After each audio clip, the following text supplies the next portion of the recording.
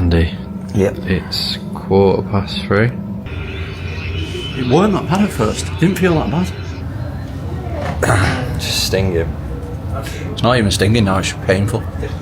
It's like, it feels like my eye. Someone's touched the back of my eyeball. Well, that was an eye poke, wasn't it? That was both eyes as well. That wasn't just his finger in one eye. His fingers went in both eyes. It's not even like he just poked it in one, lad. He just pushed both his fingers into his eyes. I can't see, as he just said. Lad, if this does end like this will be one of the worst pay-per-views in UFC's history. One of the biggest disappointments ever when it comes to a card. Yeah, lad, that's nasty the way both them fingers go in there. Like, lad, this fight can't end like this, lad. He hasn't fought in 15 months, lad, and then, lad, the way Tom's reacting here, it seems like he can't see, lad, so they're going to pull the fight. It's done.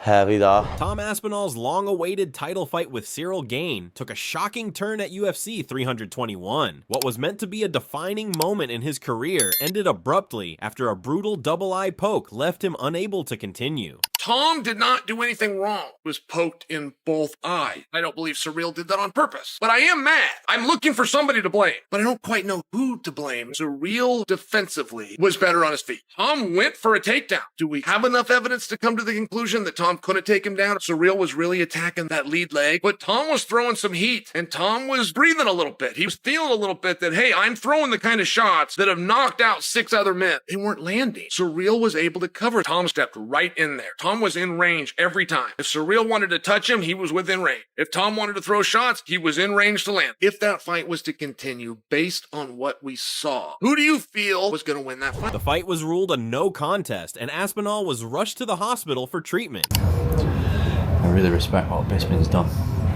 but he's done more than I would. I won't carry on fighting with one eye. No chance. No chance.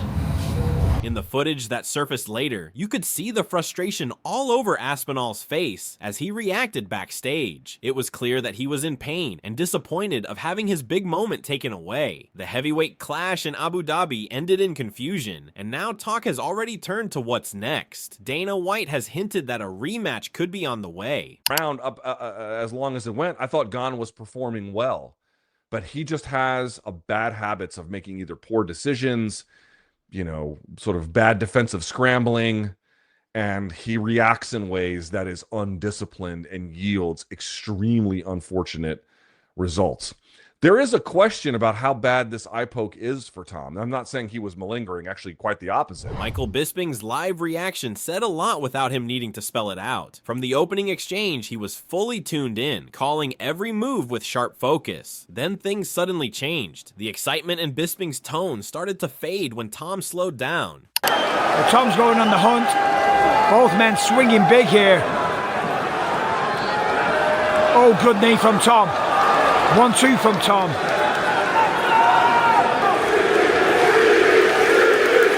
Chance for Cyril Gane.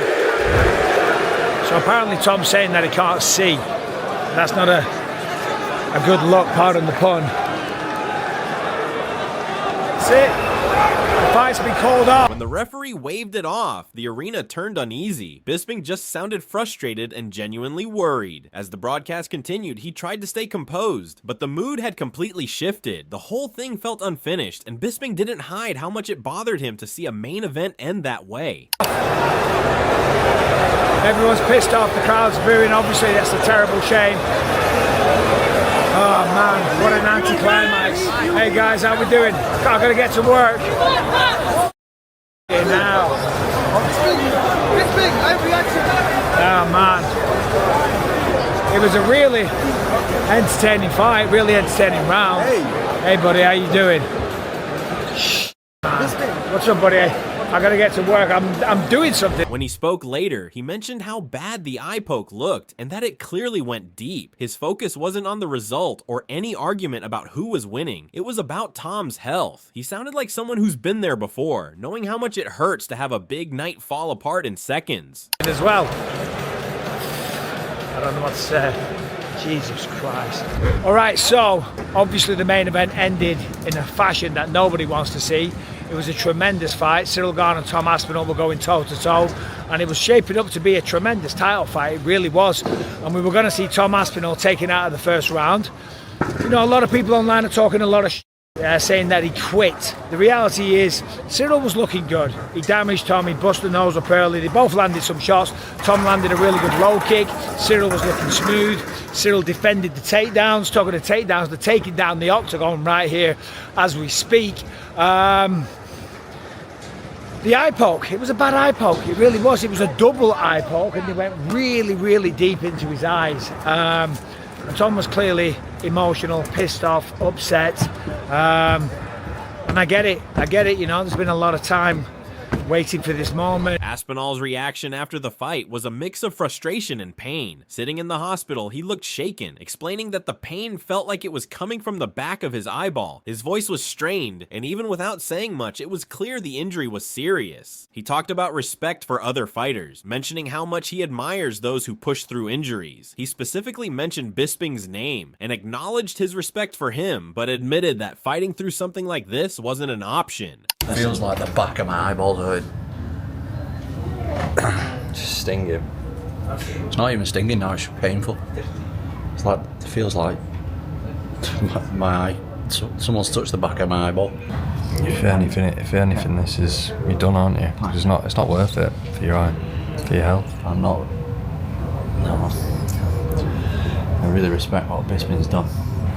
But he's done more than I would. I won't carry on fighting with one eye. No chance. No chance. After hearing Aspinall's calm but clearly pained reaction, Teddy Atlas offered his take. He wasn't just talking about one bad moment. He was talking about what caused it, what it revealed, and what needs to change in the sport. Teddy went into something that hit deeper: the gloves. He questioned how a company as big as the UFC, with all its resources, still hasn't fixed a design flaw that keeps ending fights like this. His frustration felt genuine, as if he'd been saying this for years and no one was listening. He described how small changes could prevent injuries without ruining grappling, and how heartbreaking it was to see a great matchup ruined by something so preventable. For 6 years now, I've been yelling about the great sport and the way it's branded and the way it's developed and the way it's been built and the fan base. It's all the magnificence of the UFC and how all the fights are competitive, all of that. But how could they not come up with the technology that's out there, that's available, the science that's available nowadays, with the resources that the UFC has, because they are such a great brand and they have developed the way they have? How could they not come up with some kind of glove, some kind of product that is pliable enough? Sean O'Malley didn't waste a second diving into his reaction to UFC 321. O'Malley broke down how sharp Cyril Gane looked before the incident. He pointed out Gane's movement, the clean jabs, the control he had early on. Aspinall's nose was bleeding, but he was pressing forward, setting up what could have been a thrilling round. Then everything stopped. You could sense O'Malley's frustration, not at the fighters, but at the situation. He said this was shaping up to be such a sweet fight, one that could have shown who really ruled the heavyweight division, and instead it ended in confusion. Cyril Gane was looking so good in that first round. Tom Aspinall's nose was bleeding. Cyril was landing with that jab. I got a heavyweight. You go in there, and a lot of the times a heavyweight, you see guys not really engage too much because it takes one punch, especially from two big punches like that. And Tom was kind of pushed, like coming forward. Cyril was landing beautiful jabs, circling around. He won that round. Both those guys, for being heavyweight, can move so well on their feet. God, that was going to be such a sweet fight. And I thought Tom was going to go out there and kind of run through Cyril. That was going to be a very interesting fight. I mean, I guess running it back. Seeing Aspinall unable to continue reminded him of his own fight against Pedro Munhoz, the same hollow feeling when a match ends because of an eye poke. He said people don't understand how terrifying it is until it happens. It's not just pain, it's the panic that your vision might not come back. And with heavyweights like Gane throwing bombs, O'Malley said fighting half blind isn't bravery, it's danger. He also addressed the gloves just as Teddy did, mentioning how the newer designs haven't fixed the problem and might have made it worse. And you want to see a fight, but every time like a first reaction happens, a nut shot, an eye poke, you don't think it's all right, it's gonna get stopped. And when it does, it sucks. Oh God, I remember when the Pedro fight got stopped. It was in the second round, and I was feeling like I was just getting started.